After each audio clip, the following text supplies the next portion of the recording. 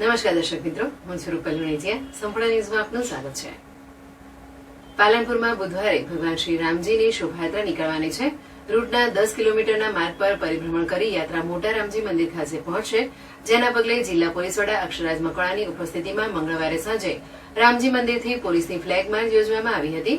જેમાં રામજી મંદિરથી નીકળી મોટી બજાર, નાની બજાર, ત્રણબત્તી, ખોડા લીમડા, હનુમાન શેરી, ગઠામણ દરવાજા, સુરેશ મહેતા ચોક સહિતના માર્ગો પરથી પરિભ્રમણ કરી નિજ મંદિર ખાતે પહોંચ્યા હતા.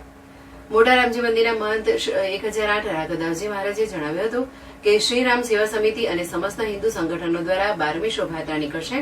જેમાં મંદિરમાં બપોરે 12 કલાકે શ્રી રામ જન્મોત્સવ, 12 ને 10 કલાકે મહાઆરતી અને 12:30 કલાકે ઝૂલા દર્શન પછી 2:30 કલાકે શોભાયાત્રાનો પ્રારંભ થશે.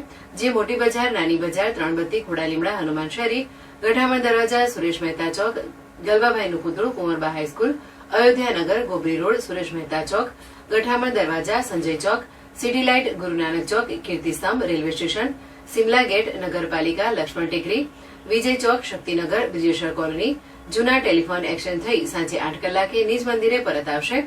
શોભાયાત્રામાં 4 બગી, 1 હાથી, 2 ઊંટલારી, 2 ડીજે, 2 ટ્રેક્ટર, 5 વાહનો સાથે ભાવિક ભક્તો જોડાશે. 450 કિલો બુંદીનો પ્રસાદ અપાશે.